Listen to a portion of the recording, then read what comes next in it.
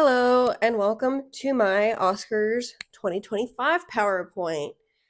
So the tagline that I have on this is that these get longer every year, and it's really funny because like it's strangely in even increments.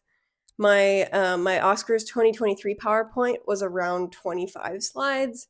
My Oscars 2024 PowerPoint was around 50 slides, and this one is clocking in at around 75.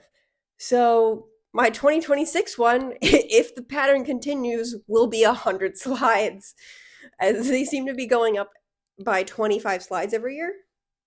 I really don't know why that's the case. But probably because I'm watching more movies and I've gotten less brief in general. Um, but yeah, welcome to me talking about all of the movies that were nominated for Best Picture in 2025 for the 2025 Oscars, which means movies that were nominated in 2024 or movies that came out in 2024. Sorry, and also the Best Animated category. I also throw in some extra movies in there. But yeah, let's get going. Okay. So the one caveat I need to unfortunately give for this PowerPoint is that I did not watch The Substance. I'm really sorry. Um, I really tried to force myself to watch it, but I really hate body horror. I really can't do it. And I know that makes me a certified pussy, and I know you can take away credibility from this PowerPoint because I didn't watch The Substance, and that's totally fine. It looks great. I'm sure it's a great movie. Um, and I'm very happy for everyone who likes it a lot. I just really can't do body horror, and I'm very sorry for that. um, And, as I did in 2023, I skipped movies that year for mental stability reasons, and unfortunately, The Substance falls in that category. I didn't want to send myself spiraling, um, so I didn't watch The Substance. I'm sorry. I'm really sorry. Um, I was rooting for it though. Like I do like that it was nominated. I think it's great. I love when the Academy does things that's strange or different or out of the ordinary. Um, so I'm really glad that it got nominated and it got all the attention, and I'm sure it was very deserved.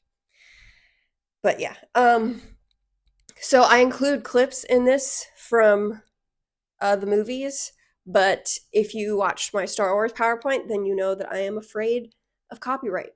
So I will not be playing those clips, but you can go look them up for yourself. If they're like all the clips that I put on here are on YouTube already. So if you want to look it up, I will tell you kind of when to kind of, what I'm referencing and stuff like that. Also, I will be spoiling all of these movies. So if you have any desire to watch any of these movies, then just skip over kind of when I'm talking about that one. I will give plot summaries for the movies that I feel require it, if I have something kind of important to talk about with that movie.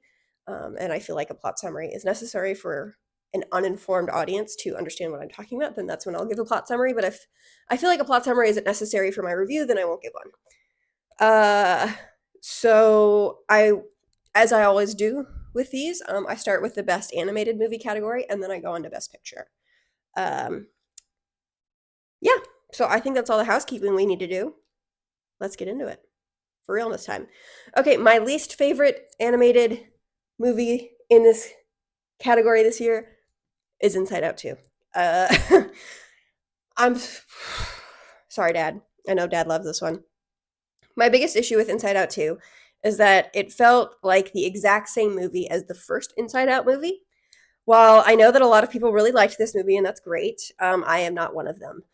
And I think that sequels don't always need to reinvent the wheel in order to be really good. But Inside Out 2 is really the same as the first movie. We start out at the same point, basically. There's harmony in Riley's brain, and Joy is mostly in charge. A new emotion introduced that is largely seen as negative: sadness in the first movie, anxiety in the second. The OG emotions are kicked out of Riley's brain. They go on a quest throughout the expanses of Riley's brain. Joy finds a dump of old memories and breaks down. There's an emotional climax where the seemingly negative emotion in charge of Riley's brain has complete control and makes her do something reckless. Though through the process, the emotions get a better understanding of Riley. Joy relinquishes some of the control that she has, realizing that all emotions have value. All of the major story beats are the same. You could apply every sentence in that bit to both the first Inside Out movie and the second. Even the way that anxiety and sadness function is essentially the same. I was thoroughly bored by this movie because it felt like the exact same thing. The animation was really nice. There were some funny jokes that I enjoyed, but I would never really choose to turn this one on again over the first one. I think it's fine, but I do view it as worse just because of expectation. The first Inside Out is really great, and a sequel feeling like a redo just kind of hurts a little bit extra. Okay, next one is The Wild Robot. Again, I know that this is a hot take. All Wild Robot heads out there, I'm sorry. I thought that The Wild Robot was pretty mid, unfortunately. It's totally acceptable. It's a completely acceptable movie. It just wasn't as good as I was hoping that it would be. I kept seeing people say that this was as good as OG Pixar and that it was amazing. And I hate to say it, but this movie was fine. It wasn't bad. It wasn't on the bad side of fine. I say mid with some endearment in my heart. I really liked the art style. I thought that was my favorite part of the movie. The worst part of this movie was that the plot of it was extremely cliche. I have been doing some plot summaries for other movies, but I'm not going to do one here because if you've seen the trailer, then you know what the movie is. The robot finds a duck and makes friends with a fox, and then she raises the duck, and it's parenting. It's a parenting metaphor. It also has some environmental messages. My biggest issue is that I have absolutely seen this movie before, again, with Inside Out. I was talking to one of my friends about why I like some of my favorite video games, and I kept saying that it was something that I hadn't seen before. And she was like, "That's something that I'm learning about you. You like things that are unique." And I hadn't realized that that was a trait that most people didn't share. Not no one likes to see the same thing again. But then I saw The Wild Robot and the huge amount of acclaim that I got and realized that maybe a lot of people like to see the same story repackaged. Because the robot was a worse version of Wall-E and Baymax, and it was very incredibly blatantly obvious. And that comparison made this robot worse. The fact that I like stories that are new is a noteworthy character trait was something that I wasn't expected to have pointed out to me. And this movie made me understand why that was a noteworthy trait. Because I guess some people don't mind seeing something not new. I don't have much to say about this movie. It's fine, it's passable, but it really doesn't provoke any kind of thought or analysis like some of the great animated movies, especially the OG Pixar's. If I had a kid and they loved this movie, I would not be mad. They could absolutely do worse. But as an adult, I wouldn't necessarily recommend it to other adults, and I wouldn't choose to watch it again. Okay, number 3 on this list is Wallace and Gromit: Vengeance Most Foul. So I watched a lot of Wallace and Gromit as a kid, but I watched it all at such a young age that I have very little memory of it. So with the new Wallace and Gromit: Vengeance Most Foul, I was actually able to watch the first Wallace and Gromit movie while I was conscious, while I had like an understanding and a memory of it. And I really enjoyed it. The humor was funny. There were several gags in this movie that made me laugh out loud. The writing was witty and smart. The animation was awesome as well, but that kind of goes without saying. This is a really fantastic claymation. However, it's really smooth and expressive as well. I do think that this movie is aimed more towards a kid audience, which is obviously fine, but it means that it didn't always appeal to me, again, an adult. But I think it is still a great movie, and if I had kids, I wouldn't be mad at all if they liked this movie. Kind of the same with The Wild Robot, but I do like this movie better. Feathers McGraw is really funny, but also kind of menacing. I didn't remember him from when I was a kid, and then seeing him again as an adult, I was like, wow, they really made him, like, it was really effective how they made him intimidating. This is really cute and charming movie that I had fun watching. I may not have the same history with Wallace and Gromit as some others might, just because I did watch it so young. So I'm not the biggest Wallace and Gromit stan out there. There are certainly bigger than me, but I did enjoy this movie. There are definitely worse movies out there. Number 2, I feel like there's kind of a big jump in quality between Wallace and Gromit and Flo. but Flow was really good. Flow was awesome. I saw someone say that this is a PS2 ass movie, and that's extremely correct. This is a totally really cool movie. The art style is really cool. I love that it has no dialogue. And yes, it's a cat, and maybe that endeared me more to it. If you love Stray, the video game, then this is the movie for you. The story is that the world is flooding, and these animals need to come together to survive on this boat. That's pretty simple, but unique. I loved the other animals that were introduced too. It is kind of a weird movie. The crane story is a little bit strange. He gets called to the sky brother bear style as a kind of death. And I wasn't mad about it or anything, but I do think it's a kind of a strange choice. But again, I'm on board with it. And what I think is so cool is that the characters go on journeys and learn things, and it's all portrayed through body language. There's no talking. And even though this is my number two, it is really close to my number one, and I loved it a lot. This was the one that I was rooting for to win Best Animated, and it did. Woo! I'm very glad that it won. Uh, Maybe The Wild Robot was a disservice because I had just seen, or maybe The Wild Robot was at a disservice because I had seen Flow like 2 days before, and I was disappointed when the animals started talking in The Wild Robot. But Flow is a movie that is absolutely deserving of the nomination here. It's really cool. I do think that this isn't necessarily the strongest year for animation ever, because last year, we had The Boy and the Heron and Spider Verse, two really really great movies, and that's kind of hard to surpass. But Flow, I don't think Flow is as good as The Boy and the Heron or Spider Verse, but I do think that it is really creative and a really cool movie. I can be tricked into liking things that are beautiful, and I think this might have tricked me a little bit. But in a movie with no dialogue, the movie rides or dies on its visuals, and its visuals are really compelling. I liked Flow a lot. I think it has absolutely worth a watch for kids too. This is definitely a movie that kids can like. I think this one will win Best Animated, which I was right about, and I will not be mad at it at all. Okay, my number one movie of the animateds is Memoir of a Snail. Memoir of a Snail really surprised me. I hadn't seen anything else by Adam Elliott, so I wasn't familiar with his style or what kind of stories he told. I liked this movie a lot more than I thought I would. If you told me that I would really like a movie with snail sex, guinea pig sex, inflation kink, and overwhelming tragedy, I would probably say that's not my thing. But this movie was really good. It tells the story of Grace as she talks to her pet snail, Sylvia, and reflects on her life. Her mother died in childbirth to her and her twin brother, Gilbert. Her father was a street performer and was hit by a drunk driver and became a paraplegic and an alcoholic. After her father dies, she and her brother are separated to live on opposite sides of Australia. Grace lives with foster parents who are kind to her but strange. They frequently leave her alone to go to swinger parties and nude cruises. Grace's only comfort is the letters that her brother sends her about his miserable life with extremely religious foster parents and brothers who bully him. Grace eventually becomes friends with Pinky, an old eccentric woman who takes Grace under her wing. Grace then meets Ken, her next door neighbor, and they begin a relationship. Grace is really taken with him and they decide to get married. However, right before they are going to get married, Grace gets a letter from Gilbert's foster parents telling her that her brother died in a fire. Grace is distraught and postpones the wedding. In this time of grieving, she finds that Ken has a scrapbook where he documents his inflation kink and in his plans on fattening Grace up for kink purposes.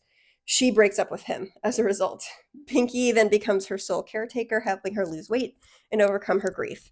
Just as Grace gets better, Pinky gets diagnosed with Alzheimer's and dies not long after. Grace is again overcome with grief and contemplates suicide, but remembering Pinky's final words, she finds a cookie tin that Pinky left her that has money and words of encouragement. Grace turns over a new leaf in life, takes the money, and goes to film school where she is reunited with Gilbert. Gilbert tells her that his foster parents think he died, but he walked across the desert to be with her again. The movie ends on this hopeful note. This is a really strange movie, but one that really connected with me very deeply. I cried throughout basically the last 20 minutes. The writing is incredibly poignant and powerful and has several bangers where Grace will say something and I would be like, God damn. There are also moments that are really funny as well, so the tragedy isn't overwhelming. The animation is beautiful and really fluid. I have never seen so many claymation boobs in my life, which was really funny. The movie's message about grief and persistence in the face of tragedy Acknowledging the dramatic ups and downs of life, but still finding life meaningful in the small moments and big was really nice. Having a movie with the message that we need to find joy in the little moments of life isn't new or groundbreaking, but the way that it was done here made it feel really moving. I really would recommend this movie to a lot of people. Yes, it's weird, but it's really good. It'll stay with you. Uh, yeah, I mean, I wouldn't necessarily say that everyone should watch this movie. It's definitely on the weird side, but if you can get down with weird, this one's worth it. It's really good. I mean, it was my number one of the animateds. And, obviously I knew it had no shot of actually winning best animated, and I'm very happy that Flo did because it's absolutely deserving. But I really liked this one. I thought it was a great movie. Okay, now we are on to every other movie. I included more than just Best Picture here. I included some other movies that were nominated in other categories and not Best Picture, but it's mostly just Best Picture. Only a couple are added in. Okay, number 14, the worst of the bunch, which comes as a surprise to absolutely no one, Emilia Perez.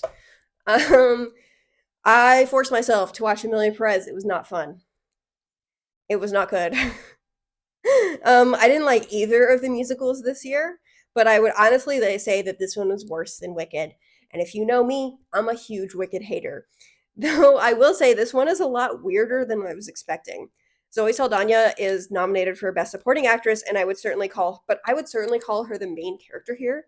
It's really weird that she was kind of campaigning for supporting, but that's kind of like the thing with the supporting category this year was I would say that she was the main character of the movie, even though the movie was called Emilia Perez. I would say that she was the main character, and Kieran Culkin is arguably not really a supporting character in A Real Pain either. But yeah, I don't know. I thought it was a little strange. Okay, so but we're because most people did not watch this movie, which for good reason. I'm gonna get into the plot a little bit of this movie. Okay, so we follow Zoe Saldana, who plays a lawyer in Mexico named Rita. She gets a call offering a lot of money for her to do a secret job, which she agrees to. She gets a call from a cartel boss to do a secret job for money, which she agrees to. She then meets the head of a drug cartel named Manitas. He has been a violent drug lord for a long time, and Rita is very afraid during their meeting. However, Manitas confides in Rita that he would like to undergo surgery to become a woman. Rita agrees to help Manitas, where she then flies around the world to see various doctors to learn about gender-affirming surgeries and what can be done. Hence, the very famous clip on Twitter of the doctors listing surgeries and her just going, yes, yes, yeah. That's when that clip is. In the first 15 minutes of the movie. It's really early on. So Rita finds a doctor in Tel Aviv who agrees to do the surgery. Manitas tells Rita that Jessie, played by Selena Gomez, who is his wife, and two children must go away and live in hiding. Rita sets up a home for them in Switzerland, and then Manitas fakes his death to undergo surgery and live the life that he's always wanted to live. Rita is paid extremely well for this. Manitas then he undergoes all the surgeries and then is officially changes his name. He's now Emilia Perez. 4 years later, Rita and Emilia run into each other in London, where Emilia asks Rita to help her be able to see her children again. Rita agrees and moves Jessie and the children to Emilia's new home in Mexico, and Emilia says that that Emilia is a distant cousin of Manitas's and offers her home to them. Jessie doesn't recognize Emilia, and they begin to live together as roommates. Through this, Emilia learns that Jessie had an affair during their marriage, and she reunites with the man that she had an affair with. Emilia then sees a poster for a missing kid and reflects on her past life, and starts an organization with Rita that helps identify cartel victims to give their families closure. This is a large chunk of the movie, but honestly, not much happened here that is important to the plot, so I won't bore you with all the details. It's very strange. Most of the movie, most of it is them running this organization, but literally nothing of importance happens. Anyway, Jessie tells Emilia that she plans to marry the man that she was having an affair with and move her children into his home. Emilia becomes furious, referring to the children as mine and getting physically aggressive with Jessie. When Jesse leaves with the children, Amelia freezes Jesse's bank account. Jesse and her new boyfriend, Gustavo, kidnap Amelia and demand a ransom from Rita. Rita goes to give the money to Gustavo and Jesse, but Amelia reveals who she is to Jesse by recounting intimate details of their early relationship. I could be wrong about this, but when I watched it, it seemed like Amelia says that they met when they were 17, but Carla Sofia Gascon is much older than Selena Gomez, so it's a little jarring. I don't know if she was saying, I could be wrong. Maybe she was saying that we met when Jesse was 17, which, like, okay, that would be fine, but it seemed like I could be wrong. I could be wrong about that.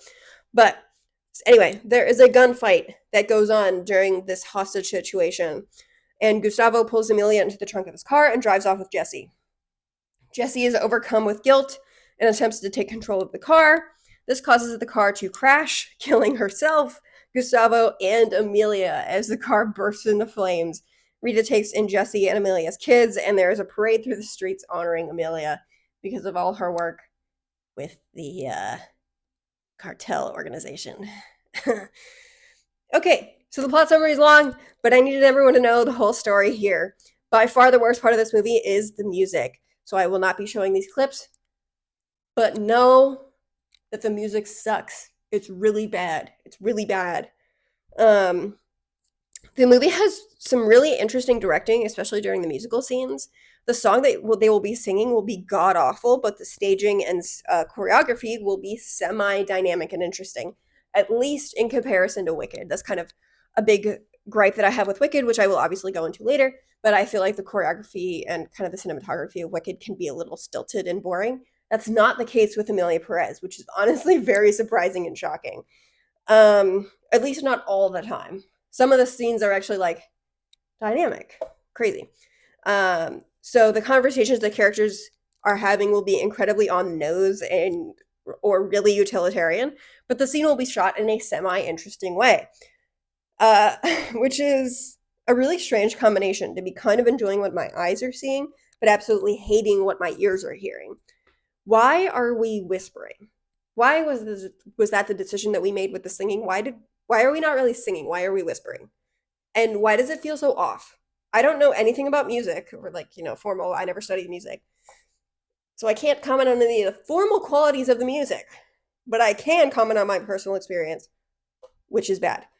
I will not be showing these, but yeah, I really would rather listen to the Jeff Goldblum song from Wicked than any of these songs again. I didn't like them. And El Mal is probably going to win Best Original Song. It did. Which sucks because it was not a good song. But okay, anyway. Okay.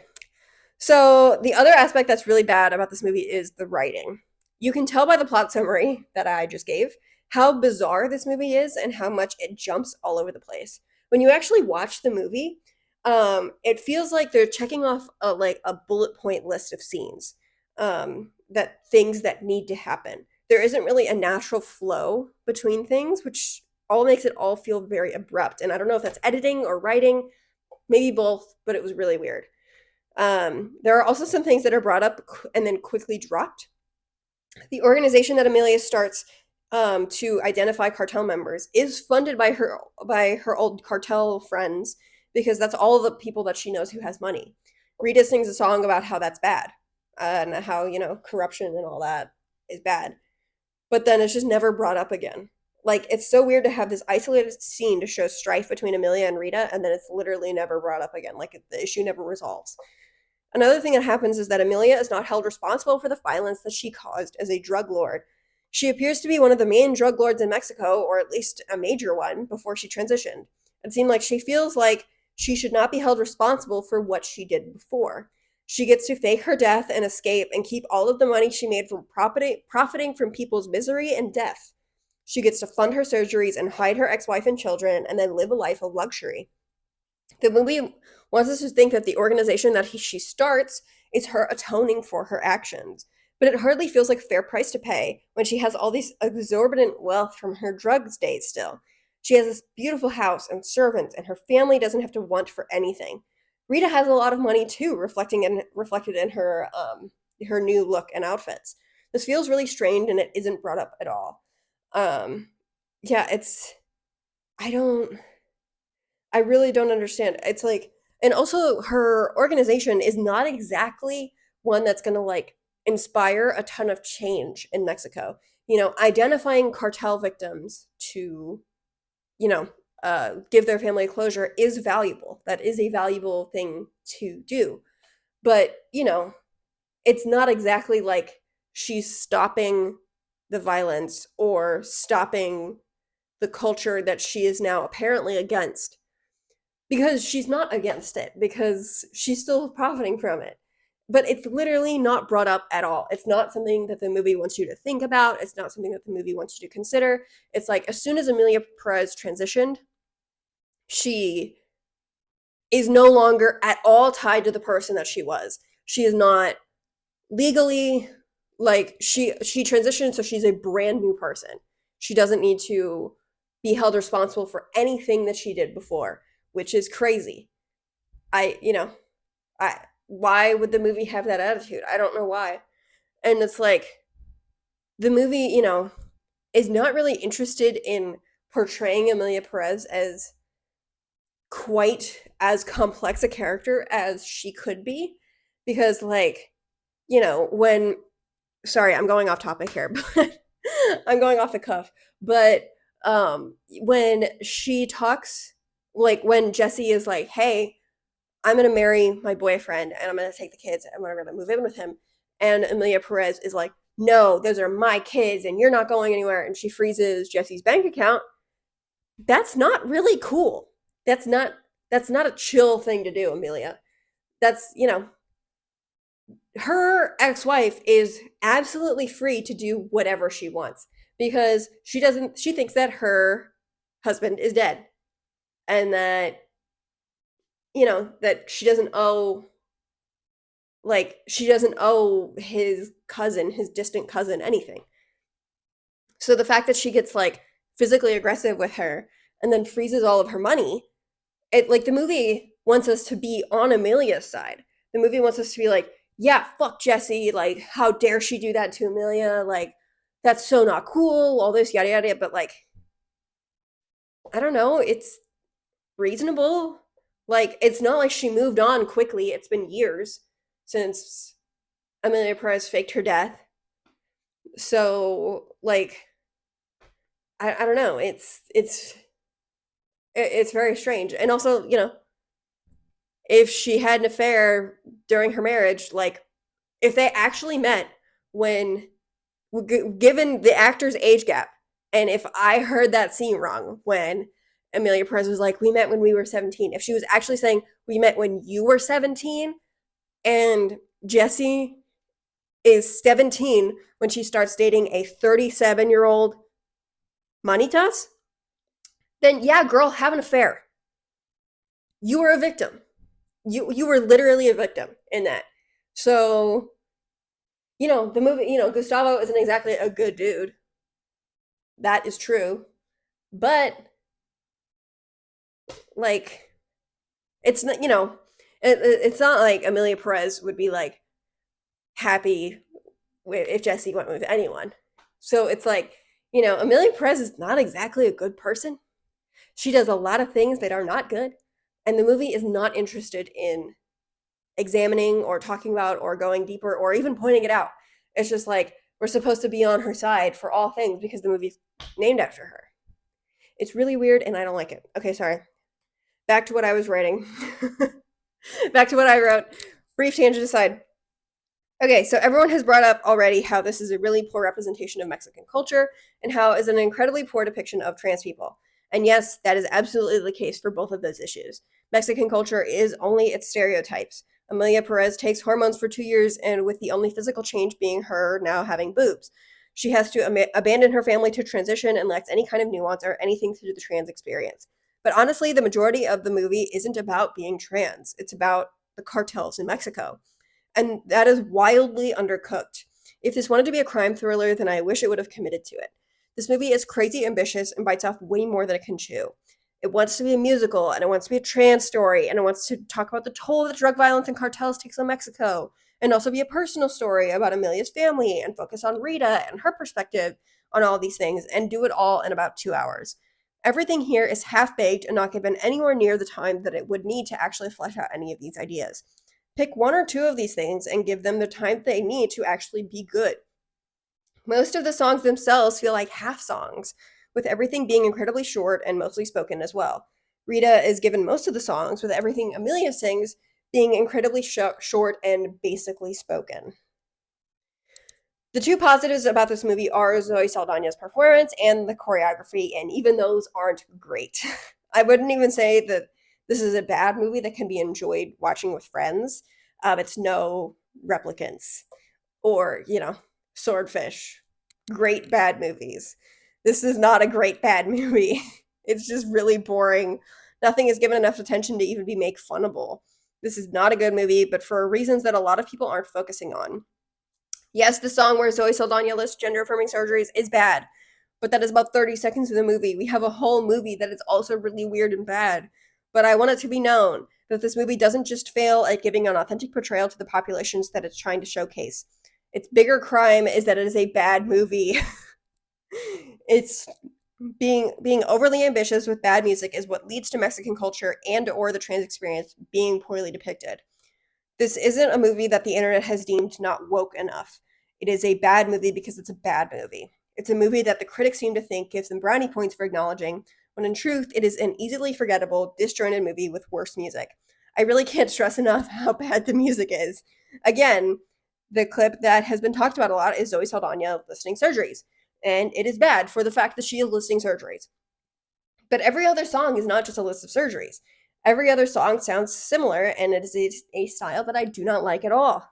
But every other song is not, every other song is mostly talking without an interesting melody. All that to say, Amelia Perez is a bad movie. You don't need to watch it. I wish that Wicked was kind of directed by the Amelia Perez director, then at least Wicked might have been a little bit more visually interesting. Yeah. Amelia Perez, really bad movie, but everyone knew that. Everyone did know that. Okay. On to the next. Can you guess what the next movie that I talk about is? Number 13 on the list? It's Wicked. It's Wicked. Now, if you know me at all, you know that I do not like Wicked. I thought that Wicked was bland and colorless and boring, and I did not like the music. I'm not looking forward to part 2. I will watch it, but I will not be happy about it. I do know that it worked for a lot of people, and I think that's great. I really do. I think that's great that a lot of people liked it. But really, Wicked? That's the movie you're willing to die on the hill for? I know it's not my thing. It's not my style. And I do not tend to like very traditional musicals. I feel like they can edge on the boring side. And I think that a lot of people know how I feel about Wicked. But I have two wolves inside of me. I have the let people enjoy things wolf and also the Wicked sucks wolf. Okay. Legitimately, one of my biggest complaints about Wicked is how it looks. It is so offensively ugly. We are in a year with a lot of really impressive movies visually. Dune 2, Conclave, Nosferatu, The Brutalist, Honora, Complete Unknown, Challengers. All of these movies look fantastic. Monkey Man. No one talks about Monkey Man. That movie was really good, and first and foremost, that movie looks good as fuck. Okay, I'm not going to show the clip, but we all know the clip. You don't even need to watch the clip to know what I'm going to complain about here. I do need to point out Cynthia Erivo is very good at singing. I have no complaints with her singing. She is obviously incredibly talented and very good at what she does. But also look at how drab this fucking thing is. It's so boring. It's like, why are we having Elphaba sing in a brown field in The Wizard of Oz? Who made that decision? I really don't know why they did that. It's really bad. Okay. Hell, even Amelia Perez had some interesting use of color. So the fact that Wicked looks as ugly as it does is particularly offensive to me. I don't know why it looks like that. It has been brought up many times, but the lighting and Dancing Through Life is genuinely so distractingly bad that I don't understand how that kind of lighting was allowed. Everything looked like it was exported wrong. Their faces were completely washed out, and then you watch something like Nosferatu,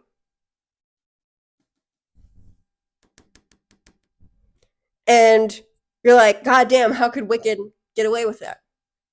I also don't understand. But they were really committed to doing things practically. Again, fantastic.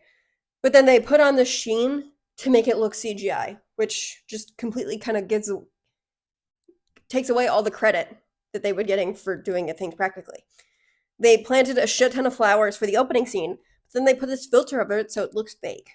And they make the actual green train, but then they put this filter over it so it looks fake. And I can be tricked. Again, I can be tricked into liking things when they're beautiful.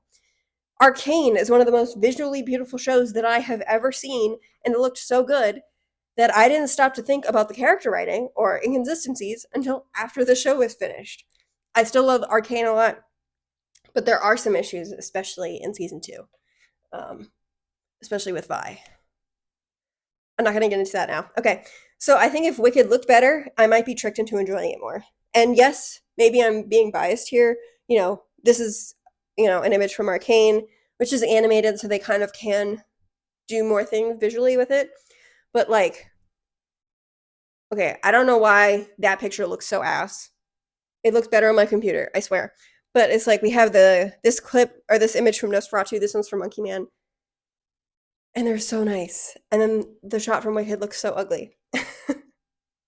Not that ugly in real life. I don't know why it looks that ugly on the TV, but it is still really ugly. Okay, my other chief complaint is that the world building doesn't make sense in Wicked.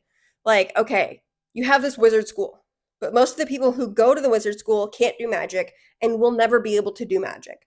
In fact, in the freshman class, the only person who can do magic is Elphaba, who wasn't even admitted to the school. She saw her sister get put in an uncomfortable situation at orientation and set off a fucking bomb. And then Michelle Yeoh was like, yes, you look like you have potential.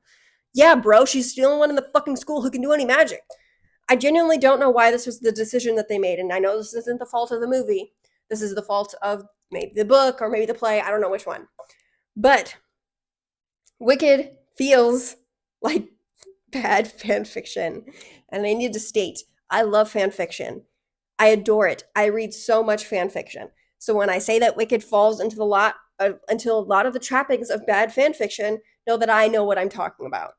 Wicked is the college AU for the Wizard of Oz, but it was made by someone who hadn't really thought through all of it and really only focused on the Elphaba and Glinda aspect because the rest of the shit doesn't really make much sense. For everyone who loves this movie, you are a fan fiction enjoyer. Now try to write some actual good fan fiction. Okay, the plot line with the animals also doesn't make any sense. They are now prejudiced against the animals because the wizard said so. Okay. The wizard says that he needs to put the blame on the animals so that there's a scapegoat, so that he doesn't have any heat on him. Okay, why? What problems are we blaming the animals for? We do not see any problems at all. No one is poor. There is no disease. There is no suffering. What are people actually thinking that the talking animals are responsible for? And then the animals stop talking because the people stop believing in them? Are they fucking Tinkerbell? That's really weird. I don't understand why this is a choice that they made. Again, not the fault of the movie, the fault of the overall Wicked story. Also, why did they make Glinda change her name? That is so completely dumb and also feels like bad fan fiction. Something that I would have a laugh about and probably click off the fan fiction. But it is played pretty serious here. Oh, her name was Galinda, but then to honor the fucking goat guy that no one gives a shit about, except for Elphaba for some fucking reason, like, she's like, yes, the goat's speech impediment is now immortalized, and my name is Glinda. That's really dumb. And yes, I'm probably thinking too much about it. This movie does not need to be dissected and really thought about. You're just supposed to enjoy it, which is fine. Again, it's fine. But I don't like that. And I think that people who don't like musicals think that all musicals are just like Wicked. Surface level, overly corny, shit that doesn't need to be there. Musicals are not all like that. The best musicals are the ones that have compelling stories with even better music. Musicals that are mainstream, like Moulin Rouge, Chicago, Chorus Line. I do need to watch more Bob Fosse. I'm sure his other stuff would make the top of my list. I haven't seen All That Jazz or Cabaret. I know, I'm sorry, shoot me. I'm sure those are great too. And also Hadestown. These are interesting stories with unique and cool music that elevates the story. If you don't like Wicked, don't let it turn you off from all musicals. There are some musicals like La La Land that are fantastic, but that is more so a movie than a true theatrical musical. There are great musicals out there. Wicked appeals to a lot of people, so if you're not one of the people who liked Wicked, don't give up on musicals. I've talked a lot about Wicked in the past. I feel like I've already said so much about it that I don't really want to talk too much about it here. Yes, I had been talking about Wicked for quite a bit, but this is the pared down version. This is the Spark Notes version of my complaints with Wicked. I've gone off. I've sent long voice notes complaining about Wicked. When Claire watched this movie, we talked for like 2 hours afterwards how much we didn't like it. So like I've talked at great lengths about how much I don't like Wicked. So I kind of pared it down a little bit here because I didn't really feel like talking about it more than I absolutely had to. Yeah, okay. Next movie, Nickel Boys. Number 12 on the list is Nickel Boys. I really wanted to like Nickel Boys, but it unfortunately didn't connect with me. This movie is in first person, which was the big reason why it didn't connect with me. It made me motion sick a little bit, and I had to stop about halfway through and look somewhere else. I'm pretty sensitive to first person things in general. I have to be really careful with first person video games. One thing that has helped me is practice and also being able to control the camera. Where I look at what speed has helped me be less motion sick, though I cannot play first person video games for as long as I can third person. So I had put off watching Nickel Boys for this exact reason. When I did watch it, I didn't see it in theaters. I watched it on my computer so that I could have it on a smaller screen. And even then, I still had to take breaks. So, all that to say, the first person not working is very much a personal issue. I didn't like a first person from a storytelling perspective either, but that again might be my bias. If you watch this movie and it works for you, then that's fantastic. The story of Nickel Boys is that we follow Elwood, a black teenager in 1960s Jim Crow, Florida. Um, sorry, that's Elwood. Him. He has promise in school, getting accepted into technical college while still being in high school. On his way, to his first day of college, he is walking and is picked up by a black man in a nice car who offers to drive him the rest of the way to school. The man is kind to Elwood, but then they get pulled over by the police. Turns out that the man stole the car and picked Elwood up to cover up for who he was. Elwood gets sent to Nickel Academy, a prison reform school for teenage boys. His grandmother is really upset, but Elwood is resigned to his fate. When we get to Nickel, we see the school is split between the white boys, who have a much easier time, and the black boys, who do manual labor all day. They tell the black boys that there is a way for them to earn their way out, but we learn that they don't let the boys go until they're 18 because they get money by keeping them there. Elwood meets Turner. Um, uh, sorry.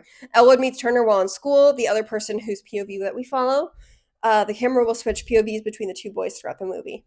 Elwood is optimistic about the civil rights movement and the general state of the world, while Turner has been at Nickel longer and is cynical about the state of the world. Elwood sees another boy getting beat up by older boys and intervenes, leading to him getting beat up as well. When administration finds out, they whip everyone involved. There is a boxing match every year between one of the black boys and one of the white boys, which is the highlight of the year for everyone. Elwood and Turner overhear one of the administrators telling the black boys to throw the match. However, when the match happens, the black boy wins, either by forgetting to throw the match or intentionally, we don't know. The administrator then quietly kills that black boy. We then flash forward to the future where we see adult Elwood learning about investigations about Nickel Academy, and its unmarked graves are being discovered where most of the bodies are of black boys. We then go back to the past where Elwood is fed with the mistreatment and writes down accounts of the abuse and convinces Turner to deliver it to the government inspector. Nothing happens, and Elwood is tortured by the school administrators. Turner learns that they plan to kill Elwood the next day, leading to him breaking Elwood out and escaping the school.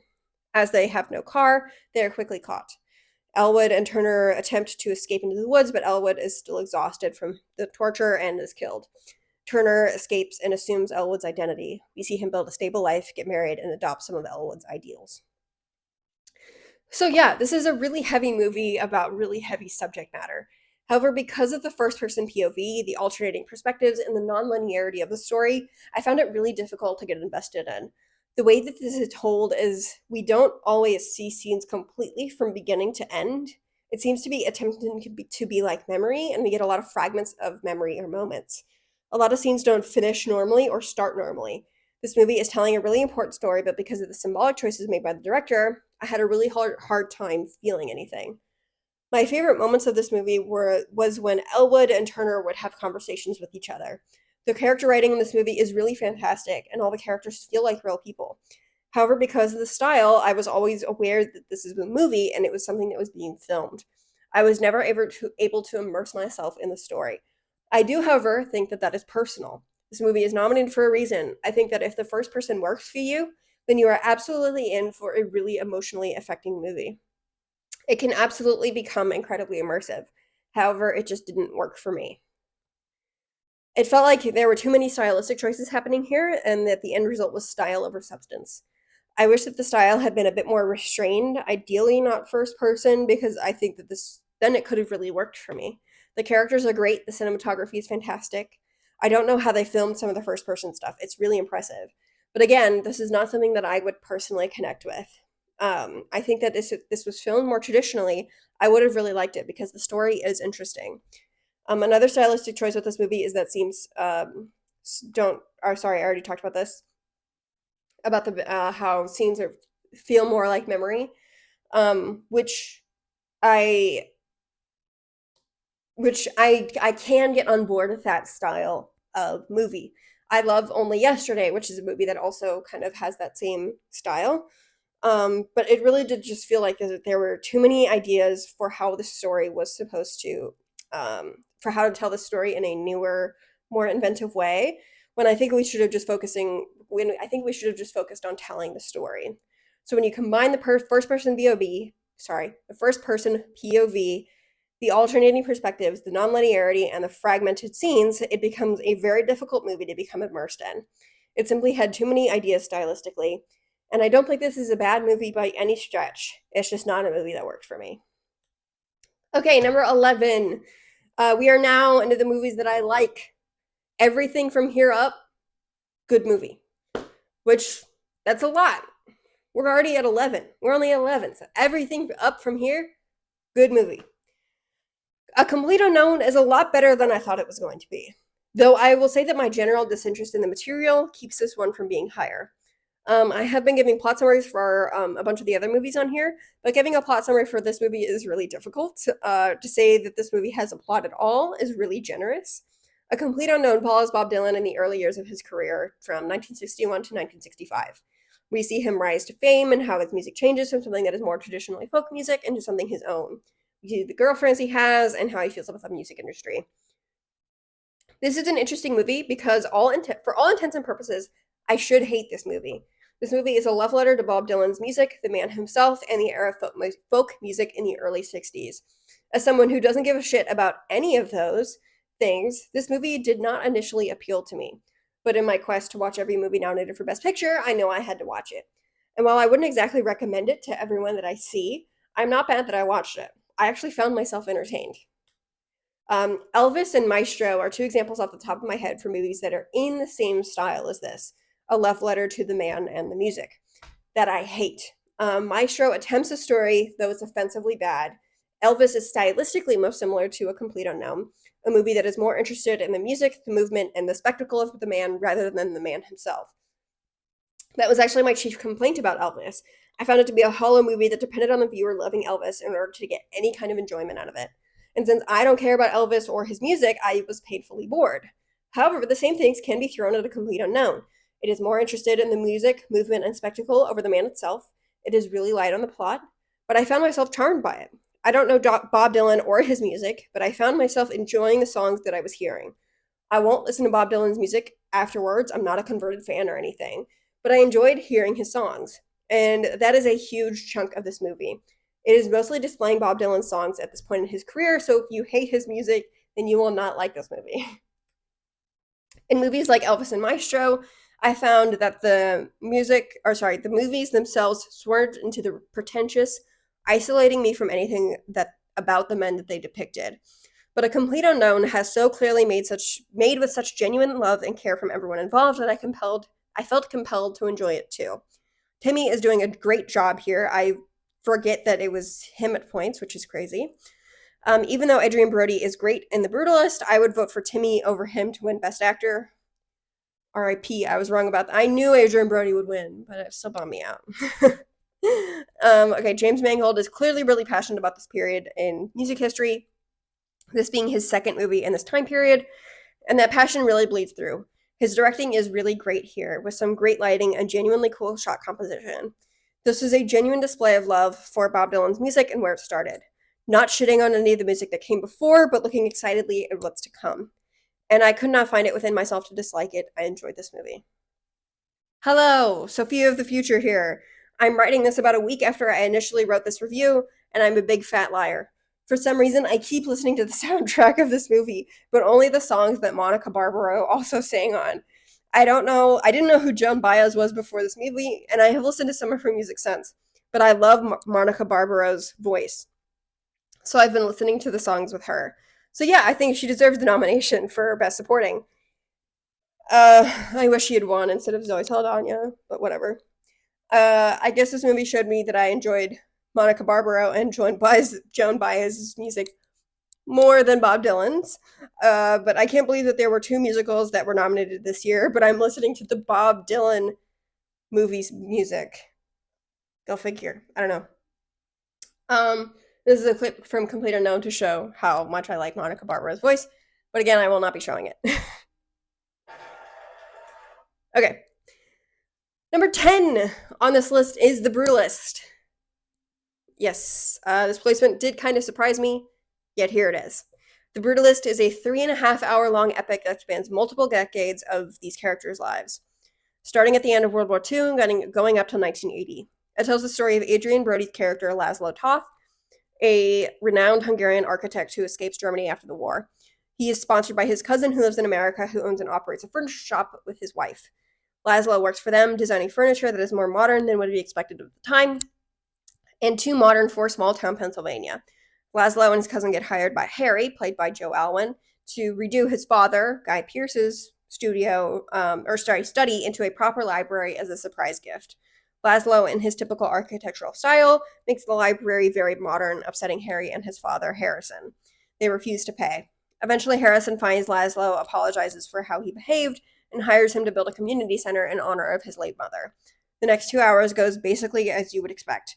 With Harrison's help, Laszlo is able to bring his wife and niece over to America. They keep working on the community center. There are roadblocks and issues.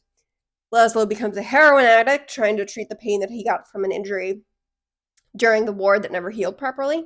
Ups and downs, but what would you expect from the story? Then the movie really turns on its head in the last 45 minutes. Harrison and Laszlo are in Italy conducting business with an Italian marble artisan. Laszlo wants a specific type of marble for the building, and he has worked with this Italian man before, so they went out to Italy to pick up the marble that they want for the building. After they pick it out, they go to a party in the mines the Italian invites them to. Laszlo gets really drunk and high, eventually leaving the party to throw up and pass out. Harrison follows him deeper into the mines to help him. However, this leads to Harrison raping Laszlo, which I gotta say is not at all where I was expecting this movie to go. I watched this movie with Anna, and when this scene happened, we turned to look at each other in complete shock. I didn't even believe it was happening until it actually did. It was so surprising. I thought that I had this movie figured out. You see some tension and strife between Laszlo and Harrison throughout, Laszlo's creative vision clashing with the finances that Harrison wants to spend. They get along, they fight, but they seemed like they ultimately had the same interests. I was suspicious that something was going to happen with Harrison. He is a really good guy to Laszlo, helping him out in many ways. But then every once in a while, you get to a moment that'll be a red flag, where he will treat Laszlo as beneath him. But it happens pretty infrequently, and not often enough that you'd suspect anything too serious. I thought that Harrison was going to cut Laszlo out of any record of the community center that they built. I thought that this movie was going to be about legacy and Harrison wanting to make a lasting impression on the world through his project, and that his true colors would be revealed when he kicks Laszlo to the curb and scrubs any impact that he had on this project. Americans taking credit for the work of immigrants. Harrison raping Laszlo was not at all where I expected this would go. Throughout the whole thing, Harrison calls Laszlo dirty, ugly, a woman of the night, complicit in his own persecution. So then I was like, okay, Laszlo was barely conscious, drunk and high. This is not going to have any kind of impact on the story. It seemed like the scene was to show the viewer that Harrison is no different than any other rich white man in America. No matter what he may appear to be, no matter how he has treated Laszlo over the years, he will always see him as beneath him. In this moment, Harrison takes violent control over Laszlo in a way that he will not even remember um, or know. But we, the audience, will know. We will not forget how Harrison really feels about him. This movie certainly has a lot more sex in it than I initially thought that it would. I wasn't expecting any sex at all. But there are several sex scenes and even more implied sex.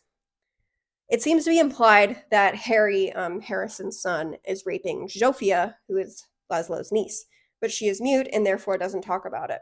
But certainly not shown or talked about enough to be considered a main theme of the movie. Harry raping Zsofia is very much implied, and it seems to be more of an indicator of how slimy and bad his character is. So this rape scene between Harrison and Laszlo really felt like it came out of left field. In a movie about obsession and legacy, sex before this had been more of an indicator of Laszlo's loneliness or sadness. But I saw the rape scene as something removed from sex. I saw it mostly as an act of dominance, reminding us and Harrison who is really in charge and who will always suffer in the end. Then years pass. Laszlo and his wife, played by Felicity Jones, live in New York. He works at an architecture firm, and she works at a women's magazine. Erzsébet, who is Laszlo's wife, developed osteoporosis during the war as a result of the famine and has been in a wheelchair ever since. However, one night she runs out of her pain medication during an episode of extreme pain, causing Laszlo to give her some of his heroin. He is high himself and gives her the wrong dosage, and she almost dies. During this time, when they are high, Laszlo tells Erzsébet about being raped. She goes to Harrison's house afterwards and confronts him about the rape in front of his friends and family. Harry violently drags her out of the room to get her to stop. Maggie, who is Harry's twin sister, runs after them, yelling at him to stop. She then cares for Erzsébet. During the commotion, Harrison disappears, and we never see him again. It seems like he disappears within the community center. Okay, so this is a really long plot recap, but I really just need everyone to know what happened because otherwise, what I'm going to be talking about will not make sense. So both of these two scenes, the accidental overdose and Erzsébet confronting Harrison, were also very shocking. My idea that the rape would not have much consequence over the story, more of an indicator to the audience than anything else, was absolutely incorrect. There is an epilogue after this, but Erzsébet's confrontation is the final scene of the main story. So it was genuinely very surprising that the story took a turn into being about rape and drugs when the movie very much beforehand had those ideas in the very background. Drugs were more prevalent, but it seemed like it was telling a different story, one about obsession and art. I had a hard time deciding if I liked the ending or not, because I really loved the first 2.5 hours. It had a lot of natural dialogue, the shots are beautiful, the directing is really interesting. But then there's these curveballs that get thrown at us. Throughout the first 2.5 hours of the movie, the story is really subtle. You see Harrison's dominance over Laszlo in small ways that build up. You know that he doesn't think of Laszlo as equal in little ways, and then you forget, getting swept up in the kindness that he shows him. So the rape scene undoes a lot of that subtlety.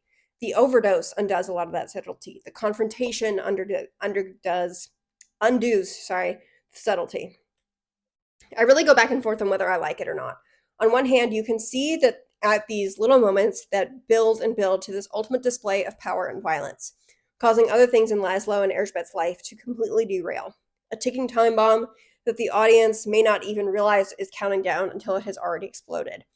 On the other hand, it is also a sledgehammer, when previously the themes have been handled more delicately with more nuance. I find myself going between the two interpretations throughout the days after I watched the movie. And though this does not feel like a fair comparison to make, it is one that I need to bring up. I have previously criticized Saltburn for that same approach. Initially approaching a situation with nuance, and then introducing a sledgehammer. The Brutalist is far and away a better movie than Saltburn, but if you have seen both movies, then you will know what I'm talking about. Though I oscillate between agreeing with this movie's choice and wishing that it had been something different, I cannot argue that this is a bad movie. It is a massive achievement. Shot on 31 days on a $10 million budget, it is mind-boggling how they achieved that. Every second of this movie is breathtakingly beautiful. Its colors are bright and vibrant. The camera work is really interesting. You have scenes with deep greens and bright grays that are wonderful. Scenes are designed with great care and feel expertly crafted. If this movie wins Best Picture, it will be a far more interesting choice than people might initially think it is. From the outside, a movie about World War II and architecture might not be the most interesting movie, but I was not bored for 1 second of this movie. It is 3.5 hours long, and I did not feel its length at any point. Though its curveballs certainly threw me for a loop, it did make it so that I could not stop thinking about this movie. It left an impact on me. And though I'm having a hard time deciding if it was a good one or a bad one, it did make me think. And that is high praise. That's something that really only the great movies do. I am writing this after having just seen the movie, so maybe with time I will update this review and give more thoughts later, but for now it is wildly captivating, interesting, and bleak. Taking the American dream and slowly taking it apart in the first act, only to blow it up to smithereens by its end, it feels timely and relevant despite the fact that it takes place 40 to 80 years ago. Clearly, I have a lot to say here. The section is very long. Despite any grievances that I might have, I would say that people should watch this movie. Between this movie and Conclave, we have movies with themes we have movies throwing extreme twists in the end of the movie. And in both instances, I needed to talk about the movies to figure out if I liked the twists or not. Though this movie would not be what I would vote for Best Picture, I do think that if it wins, it would be a very interesting movie to have won, especially when looking at previous years. Everything Everywhere All at Once, Oppenheimer, both these movies are important. The Brutalist would certainly be an interesting movie to have to add to the catalog of Best Picture winners, certainly more interesting than Emilia Perez. The Brutalist is absolutely a movie worth watching, no matter where I land on the spectrum of the ending. So obviously the Brutalist didn't win Best Picture, which I am happy about. But yeah, I kind of thought it would because, it won the Golden Globe, but I was kind of happy it didn't win Best Picture. Okay, again, Sophia of the Future. It has been almost a month since I watched The Brutalist. I have had a lot of time to sit with it and marinate on it, and I'm finding myself becoming more negative about it. I wrote my initial review before all the AI stuff came out, and I think that's mostly stupid. Like, did you really need to modify a couple vowels in Hungarian to have a more perfect accent? No one cares. Why invite controversy like that? Anyway, I have been sitting with this movie for months now, and I'm finding that the elements that I was on the fence about in my initial viewing are negative now. I don't really like that the movie loses all subtlety. I think my least favorite part is the fact that Guy Pearce simply disappears at the end of the movie. That is a strange choice that makes the climax of this movie fall a bit flat for me. If he had just ignored Felicity Jones and carried on as normal, that would have been fine. If he ignored it and got away with it, then fine. But to have him run away and then disappear into the night? That's such a weird choice and one that I have a hard time rationalizing. And it makes me think less of the movie that came before. I also think I watched more of the movies nominated for Best Picture since I watched this one, but it really went down in my head. It feels like they couldn't think of an ending to this gigantic movie that came before. I think that a movie is so grounded in reality deserved an equally grounded ending, not one that edges into the conceptual or unnatural.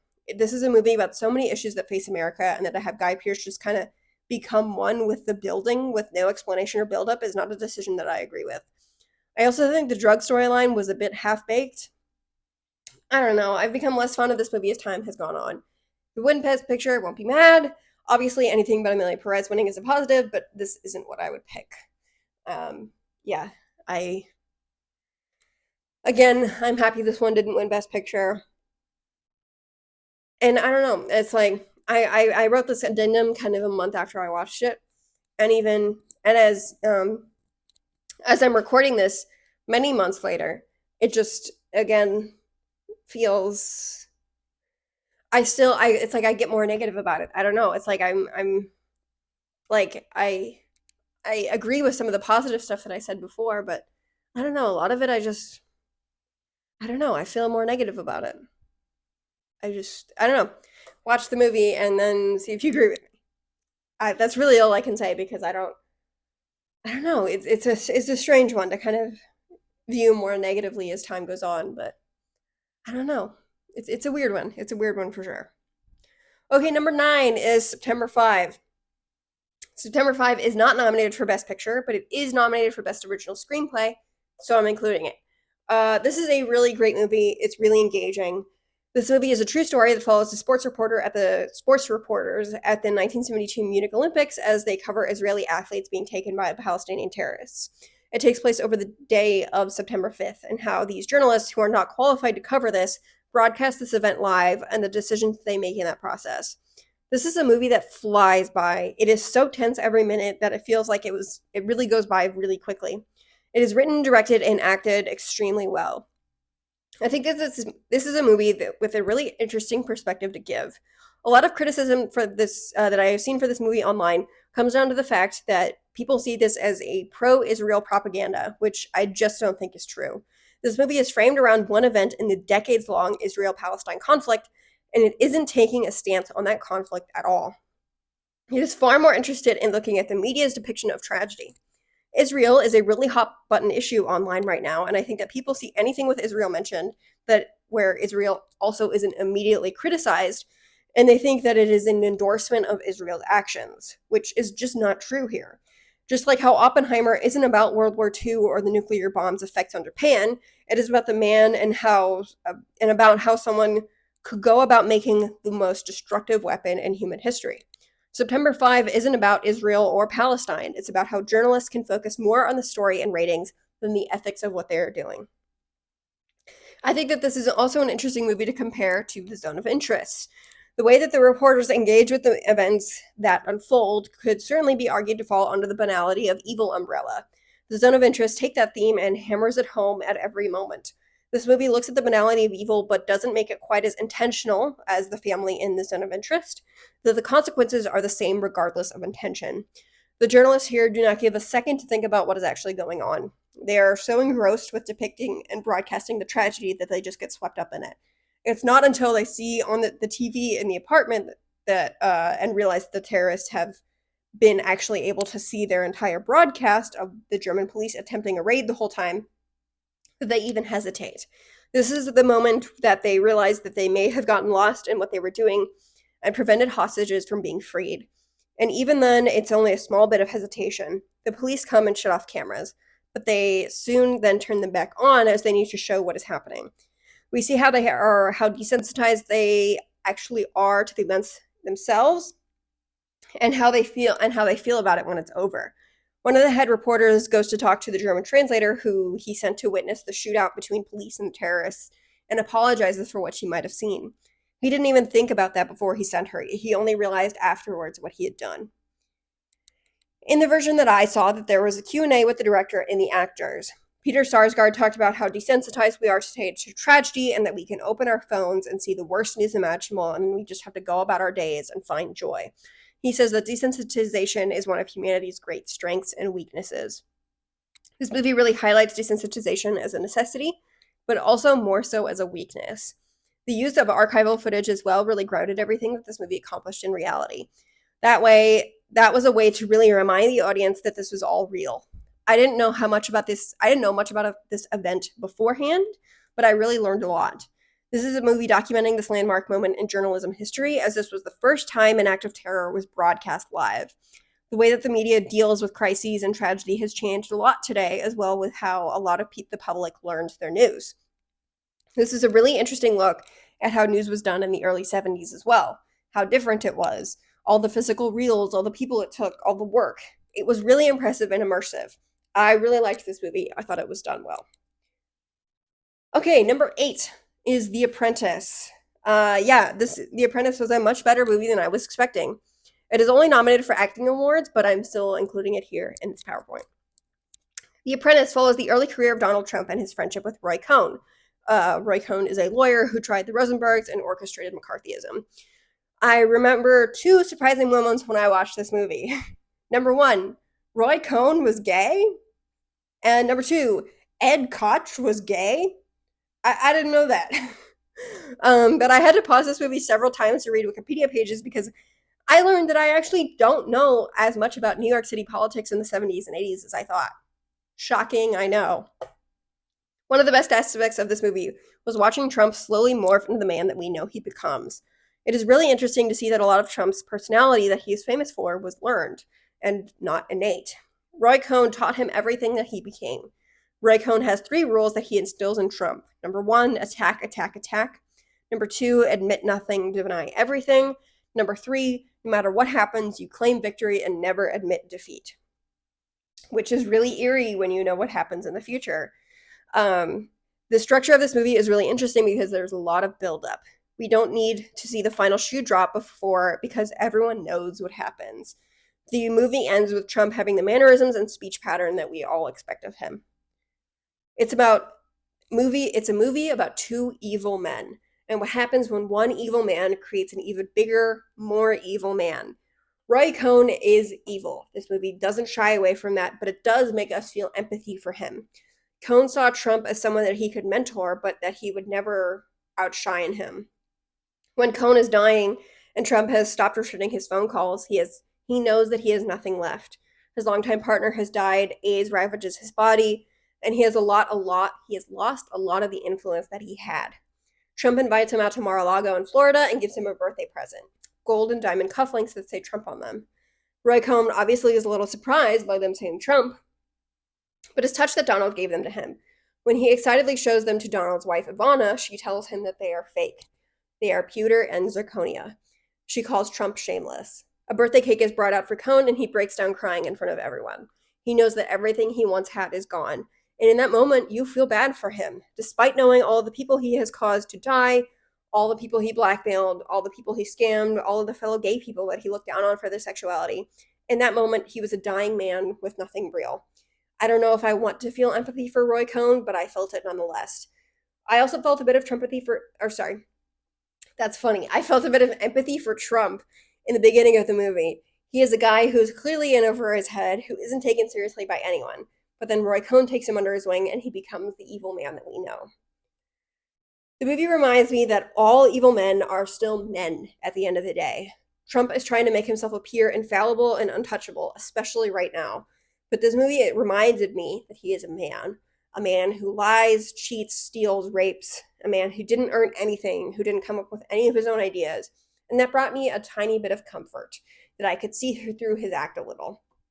This movie really is carried by its performances. Sebastian Stan is fantastic. Throughout the movie, we see him develop the physical traits that we know Trump to have without ever feeling like an impression or caricature. Jeremy Strong is also fantastic as Roy Cohn. It's like seeing Kendall Roy again, but worse. I liked the way it was shot. It looked like it was from the 80s with the type of grain that you would typically see in the day. Some shots vary in clarity, ranging from modern clarity to like handheld camcorder. And I found that I actually really liked those stylistic choices. When I was deciding if I wanted to watch this movie, I was like, do I really want to look at Trump for 2 hours? But then I watched it and I found myself liking it more than I thought I would. Sebastian Stan was my number 2 performance of the year in this category. I would recommend it if you like political dramas.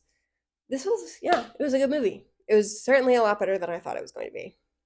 Okay, number 7 is Conclave. I went into Conclave not really knowing what to expect, but it was a movie that I enjoyed more than I thought I would. I'm not going to go into the whole plot of the movie. I mostly want to talk about the ending. Conclave is about a group of high-ranking cardinals who gather for a conclave to decide who the next pope will be after the old one dies. The movie starts with the pope dying of a heart attack. We then follow the top 4 contenders for the new pope.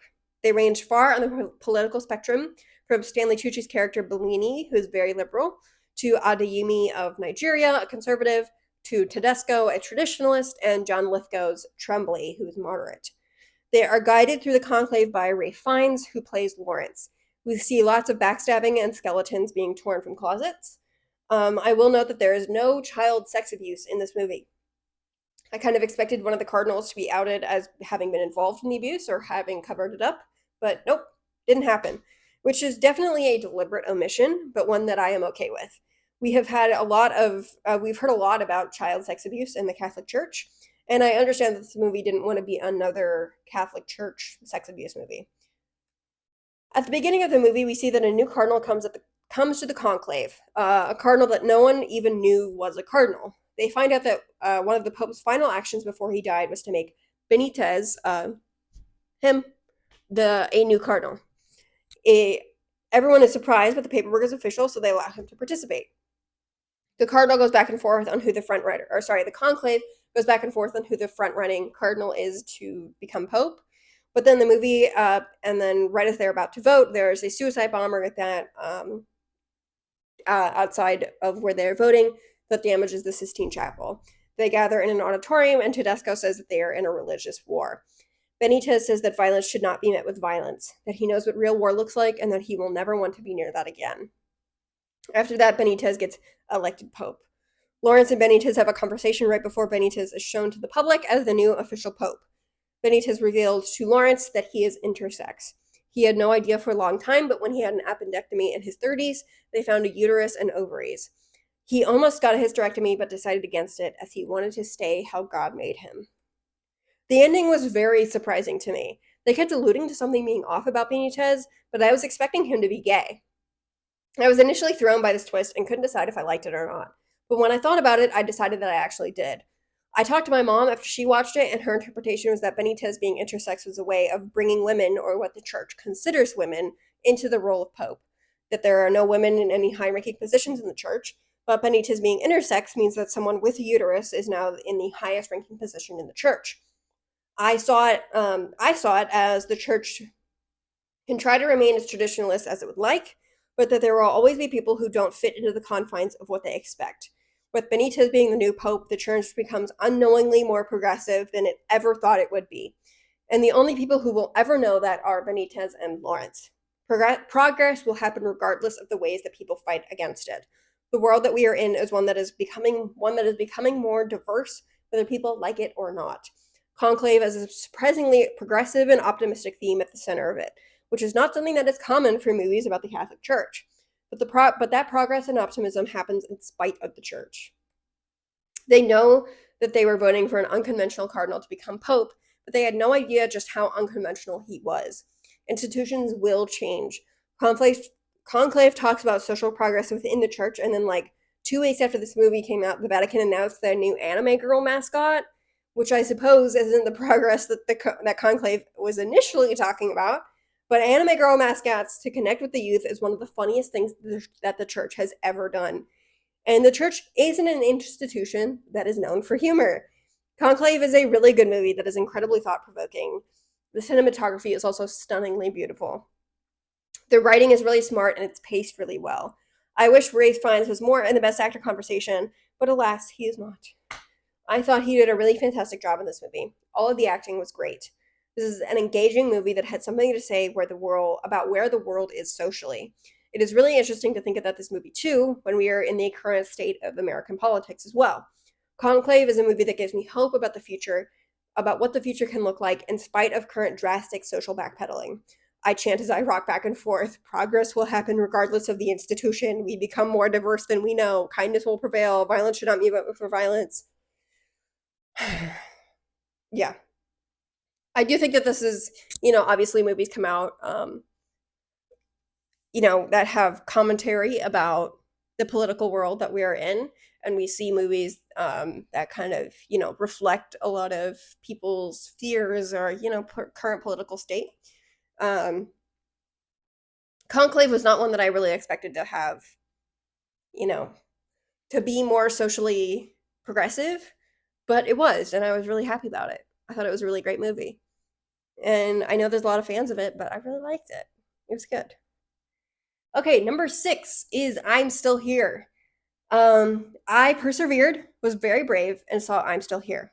I'm not always excited to watch sad movies about military dictatorships, but I wanted to have a more complete PowerPoint, so I watched it. This movie is a true story about the Paiva family in Rio de Janeiro, Brazil in the early 1970s. Rubens Paiva was a former congressman who was ousted from the government when the military took control in the 60s. Paiva was left-leaning and did not agree with the military. He had a self-imposed exile, and then when he returned to Brazil, he decided to live a normal life as a civil engineer with his family. The movie starts with us seeing how the Paiva family live normally. We see Rubens and Eunice with their 5 children and friends. They live 2 seconds from the beach and have a lot of love and joy in their lives. We see how politics are slowly creeping in and that Rubens and Eunice are worried about their children. Eventually, everything changes when the military comes knocking on their door and they take Rubens away for questioning. Eunice is home alone with 3 of their children. One is in London, the other is at a friend's house, waiting for Rubens to come home. After a day, the military takes Eunice and Eliana, she was 15 at the time, second youngest, but eldest at home, to a military building for questioning. They keep Eliana for a day, questioning her before letting her go home. Eunice stays for 12 days as she is kept in dirty conditions, unaware of time passing. She is left alone with nothing for days and only let out to be asked questions about her husband's communist ties. He wasn't a communist. Eunice is eventually let go. Rubens is never seen again. Eunice tries to come up with a case to ask for his release. She needs to find proof of his arrest because the military is denying that it happened at all.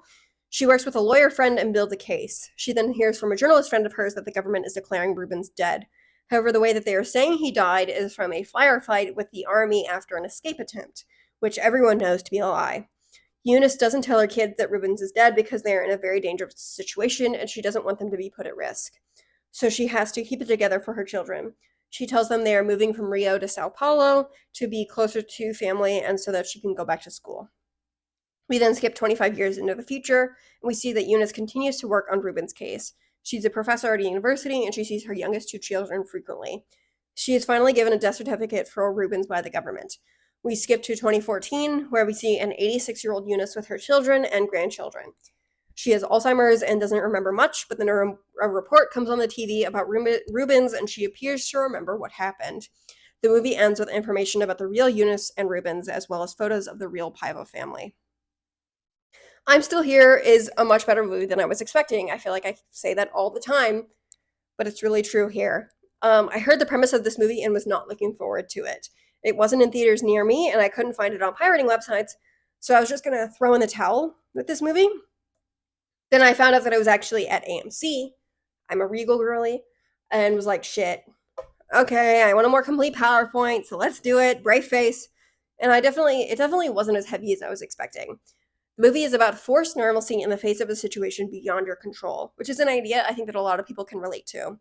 Obviously, most people can't relate to your husband being taken and killed by the government and then them denying everything.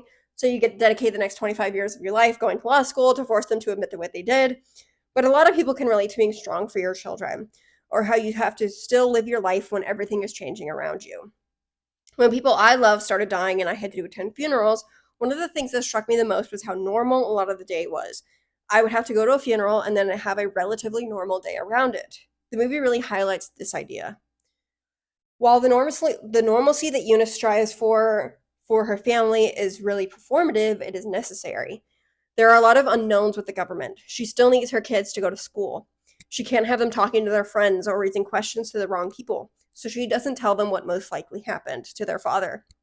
And make sure that they get to be normal for as long as possible. Fernanda Torres is fantastic here. She is really subtle with how she sort of shows her sadness. She conveys everything so well, making it all subtle but big enough the audience can pick up on it. We see how she is off with her children after she was tortured, but how hard she puts it aside for their sake. One of the benefits of the time skip is that we see that her children do not hold any resentment for her not telling them immediately. We see her two youngest children talking about when they realized that their dad wasn't coming home, and neither of them have anything to say about their mother's decision to not tell them. This is a really important movie that has a lot to say. I am not someone who knows anything about Brazil's history or the fact that they even had a military dictatorship in the 70s. So this movie doesn't really explain everything about that, which I think is fine. This was clearly made for a Brazilian audience who knows about the dictatorship, and who are familiar with the Paiva family. It is interesting to see nonetheless. Again, I like this movie more than I thought I would.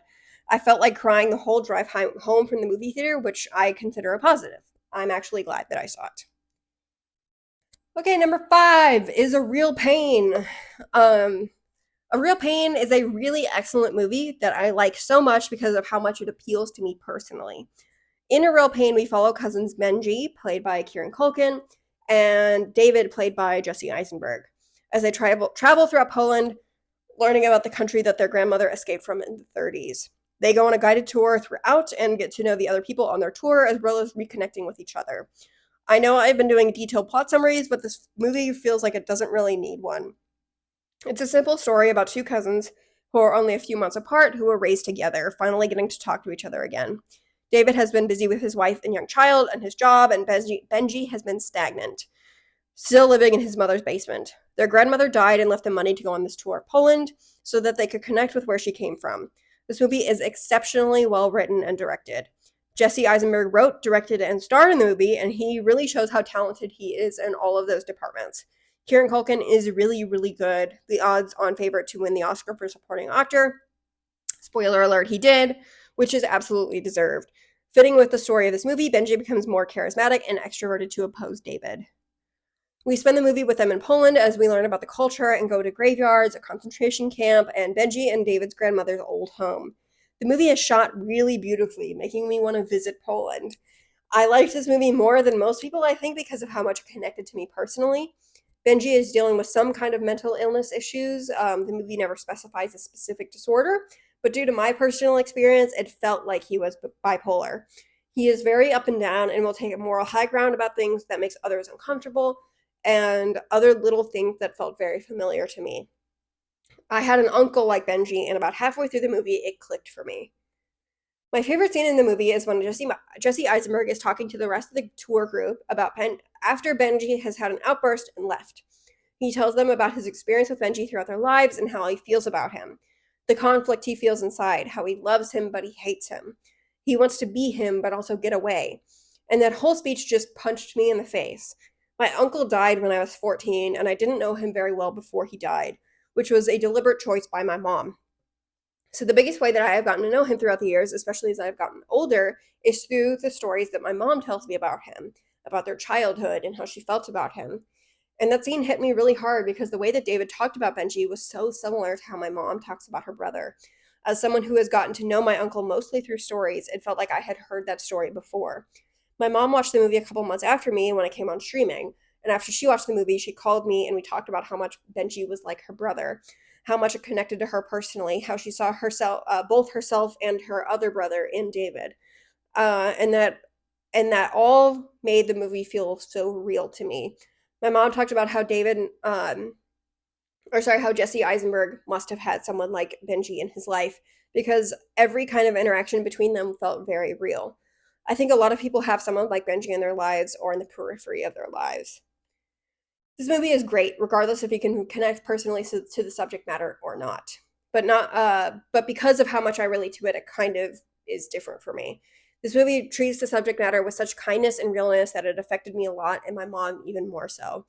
As soon as I saw the trailer, I knew it would be a movie that I had to see. I love movies that are just people talking, and I know this one was one of them for sure. But then watching it, I was able to relate to it so much, just made me love it more. I think Kieran Culkin will win the Oscar, which he did. But I do wish that Jesse Eisenberg would get more recognition because I think he deserves it too. Okay, number 4, Anora, which is the movie that actually won Best Picture. So clearly, I'm very happy with the fact that it won Best Picture because it is so high on this list. Okay, Anora is so good. This movie is so funny, but it's filled with a lot of really well written characters, so it never goes off the rails or goes into absurdity. Anora follows sex worker Annie as she has a whirlwind romance with a young Russian billionaire, who's the heir. Sorry, he's the heir to Russian billions. His name is Vanya. They go to Vegas and get married very quickly. When Vanya's family finds out, they send goons to try to break up their marriage. Vanya flees as soon as he sees the goons, and Annie has to spend the night with the goons, going all throughout New York City trying to find him. They eventually find him and get their marriage annulled in the morning, at Vanya's parents' urging and Annie's displeasure. We then see Annie return to her normal life. One of the goons drops her off at her apartment. She has sex with him because he was kind to her throughout the whole movie. However, she breaks down crying during it as she realizes that her dream is over and she isn't getting out. Okay, this movie feels like a reaction against the types of movies like Pretty Woman, looking at sex workers through a kind of idealized lens. Julia Roberts is beautiful with a heart of gold. How could Richard Gere not fall in love with her? Annie is brash and loud and has petty beef with girls from her club and gets a taste of the life she always dreamed of. But Vanya is no Richard Gere. He is a boy afraid of consequences from his parents. None of the money is his own. And most importantly, he doesn't stand up for Annie when she needs it. Nora is a really interesting character, played extremely well by Mikey Madison. I have seen complaints that we don't get to know her very well because we are only focusing on her during this short period of her relationship with Vanya. But the thing is that we do get to learn quite a bit about her through Mikey Madison's performance. She is never shallow. We see how she feels about everything. There's a lot of subtlety here. When she first sleeps with Vanya, it's awkward and real, but then Vanya does something goofy to make her laugh. She feels like a real person, and because of the limited scope of the movie, we don't see much about her outside of the situation, but we do get the pieces that we need. The apartment that she shares with her sister isn't nice. We can understand why she would see this relationship as a golden ticket out, even if she doesn't stop to check if any of it is real. Honora has 2 feet very firmly planted in reality. When someone offers to make her dreams come true, she lets herself get carried away. And the final scene is her realizing that this is all over. She won't get to leave her job. She won't get to live in a mansion. She won't get to keep her fur coat. I think she's looking for connection and comfort in someone who is kind to her. She is giving him what she thinks he wants. Sorry, what's his name? I don't remember his name. The bald dude, the goon who she sleeps with at the end. Sorry, I don't remember his name. But him, who she sleeps with. But then when he hugs her while they're sleeping together, she just cries, being ultimately what she needs him to be. This movie is really funny too. It isn't a comedy, but it has quite a lot of comedic moments, and they are absolutely hilarious. My theater was really laughing at moments. The movie is fantastic and really rides on Mikey Madison's performance. I wish that she was in awards contention a bit more because this movie wouldn't work without the work that she puts in, which is really funny that I say that because then she won Best Actress. Woo! She was my choice. And yes, I haven't seen The Substance, so I can't really comment about Demi Moore. But I feel like this movie really wouldn't have worked without Mikey Madison. So I'm very glad that she won Best Actress. It's really funny. I say I hope it wins at least one Oscar. It won what? 4? Editing, directing, writing, Best Actress, Best Picture. 5! Woo! Honora Agenda. I was really happy that this movie won as many Oscars as it did. I really wasn't optimistic, clearly. But then something good happened, and it won, which made me very happy. Okay, number 3. My third favorite movie. Dune Part 2. Dune Part 2 is an absolutely incredible theater-going experience. I watched Dune in theaters for the first time in January of 2024 during the re-release in IMAX.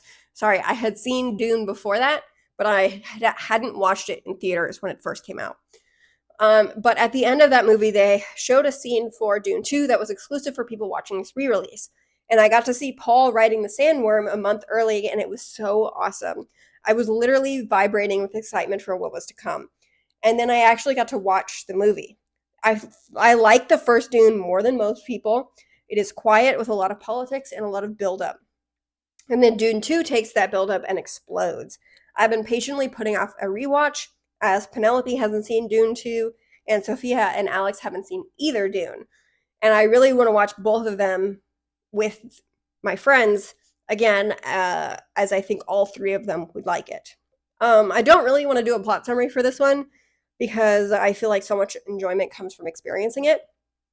And I won't be summarizing Dune 1. I will mostly be talking about Dune 2 in specific, as this is the movie that is nominated. Paul changes a lot from 1 to 2, and to me has this otherworldly presence about him in 2 that is just unmatched. I actually think he's better in this movie than A Complete Unknown. I would rather he be nominated for this one. I also need to note that while I hate Elvis, the movie, Austin Butler does do a very good job at playing Elvis, but I actually prefer Jacob Elordi and Priscilla, but that may be because I like that movie a lot better. Anyway, Austin Butler really kills it here. He doesn't sound like Elvis, and he is incredibly intimidating and weird. Javier Bardem is awesome, so is Zendaya. I really wish Zendaya would have been nominated for both Challengers and Dune 2, but I also like to note that everyone saying that they wish that Wicked was one 6-hour-long movie, you're insane. But I can sympathize because I think that Dune is best enjoyed when you go from one movie right to the next. I did watch them a month apart, kind of in, the like rewatch span. But I do want to do a straight double feature one day. I think that is the best way to do it. However, if I had to sit through 6 straight hours of Wicked, I would kill myself. I hate that movie. Sorry. Dune 2 really fleshes out more about the Fremen on Arrakis and the Harkonnens on Gedi Prime, which I thoroughly enjoyed. We get to see more about the Fremen as a culture, and we see how there are 2 different sects and religions, and that's really cool. The scenes on Gady Prime are also incredible. I still remember seeing it in theaters almost a year later. I am a proud disliker of black and white, and I find that it can usually be really pretentious. But I can enjoy it when it is used creatively. And Dune 2 certainly uses it creatively. Showing the black sun of Gady Prime by making all outdoor scenes on the planet in black and white is so incredibly cool that I ascended when I saw it. I love how absolutely evil every Harkonnen is. It's so cool. I also love how weird this movie gets. When Jessica drinks the super spice and then starts having conversations with her unborn daughter, it is so bizarre and strange that I was so unbelievably on board. Um, Also, the soundtrack, awesome. I feel like that goes without saying, but still awesome. The seat that I was in was vibrating from how loud it was, and I loved it. The special effects were jaw dropping. They looked so good. The rooms also look particularly good. This feels like a truly monumentally epic movie when you are watching it. Denis Villeneuve is no stranger to making incredible science fiction movies. I adore Arrival and Blade Runner 2049, but Dune feels like it is on a much larger scale than both of those movies. I think it's going to be close between this movie and Nosferatu for best cinematography, and honestly, I wouldn't be mad if either one. Both have crazy cinematography. Dune 1 and 2 are movies that will be remembered for a long time, and I cannot wait to see what Denis does with Messiah. I will admit that I might have some bias here. I love sci fi, I love spectacle, and I love weird.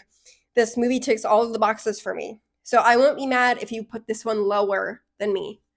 But I really liked this movie. It was really good. Okay, number 2 is Sing Sing. One of my favorite things about watching movies is being surprised. That is one of the core reasons why I continue to go on this quest every year to watch as many Oscar movies as possible.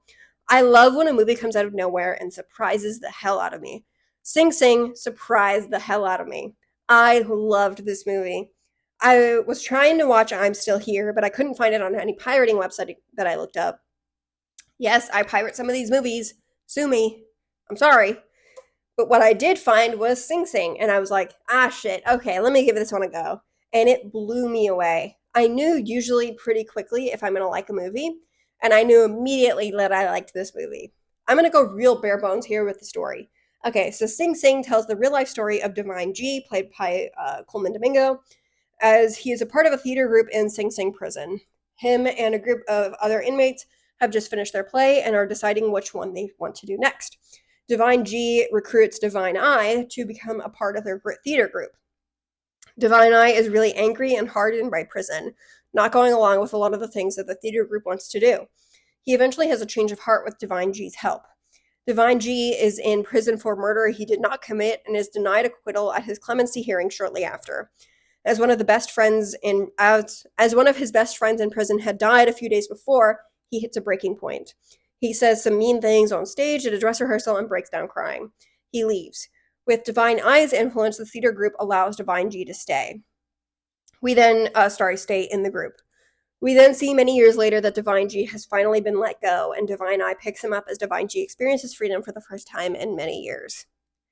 This movie is so good. It has so much to say about the human experience and about art, how we grow and change through art, about how it lets us learn more about ourselves and others. There's so much honesty in every scene. This movie doesn't sugarcoat prison and what it does to you mentally, but it doesn't focus on it either. It focuses on these men and how they are expressing themselves through their art. This is so well written, and the fact that every prisoner except for Coleman Domingo is played by the real life person makes it all so much better. Coleman Domingo is so good here. I want him to win Best Actor so bad now, even though I know his chances are very slim. And he didn't win, which sucks because nobody saw this movie, but it's so good. He brings so much vulnerability and nuance to his character. He feels so real. He uses his eyes to great effect here. He conveys so much. It is also so cool that this was written by the real life Divine G and Divine I, as well as others. But still, I think that's really awesome. This movie really made me think about prison and how so many things about our prison system are wrong. Obviously, I knew that, but still, makes me think about it. It's not exactly a novel idea, but to have prison reform presented around the positives of the people inside instead of focusing on the hardship that they face is really cool. You watch any other movie or documentary about prison, and they are usually pretty miserable for a good reason. But this movie shows that prisoners are worth more than society gives them, not because they don't deserve the worst, but because they are capable of so much good when given the opportunity. This movie also focuses on how we are so resilient as people, and that through art and expression, we can truly get to know ourselves and others. Art is so important. This movie is really well shot and written, making each of the characters feel real. This movie made me cry too, just by moving me. Divine G finally getting out of prison just moved me. Him rolling down the window to the car to smell the trees was so simple but so impactful. This movie and Nickel Boys are both about prison, though very different, and in both movies we see that genuine connection with others is what is most important in life, and especially at its most difficult. It's a simple message, but one that is used to great effect here.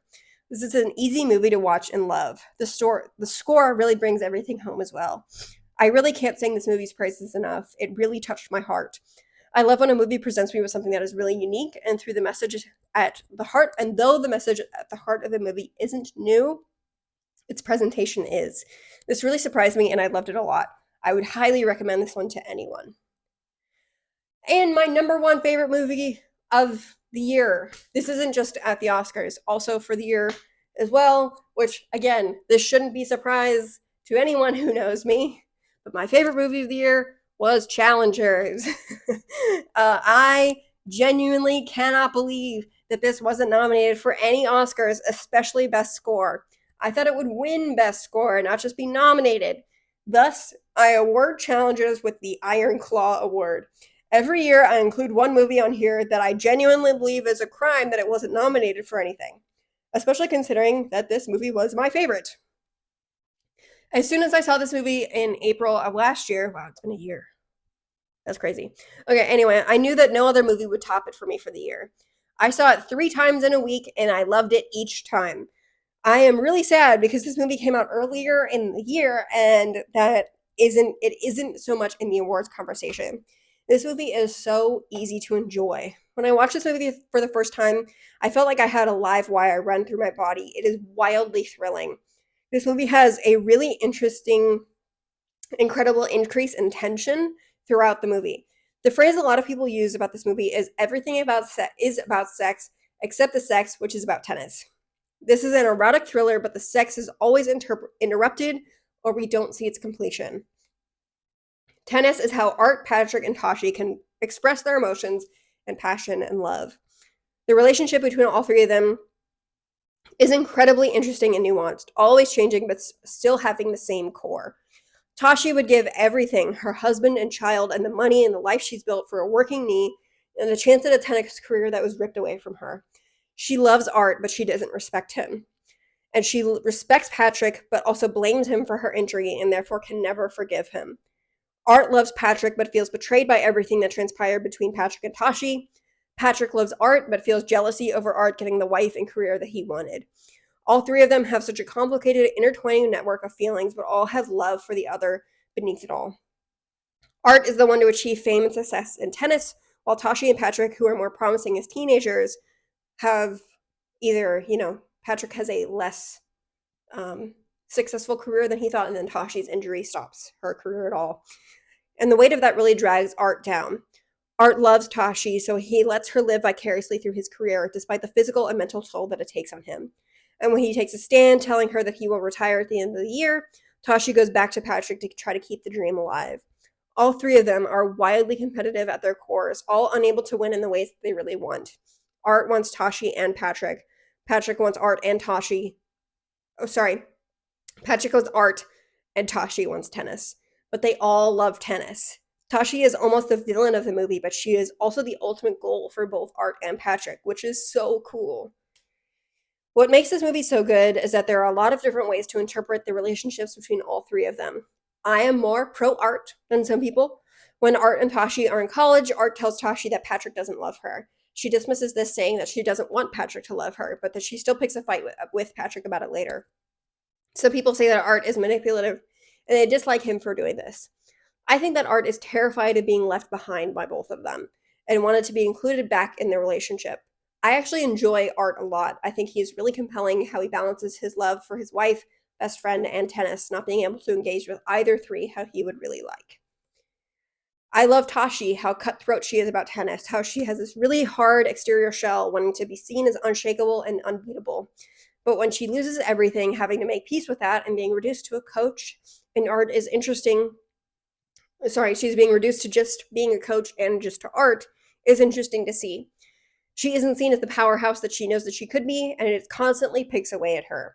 I really like Patrick too, how he doesn't have anything that he wants, but the pursuit of both Tashi and art keeps him going, despite only seeing them once every several years.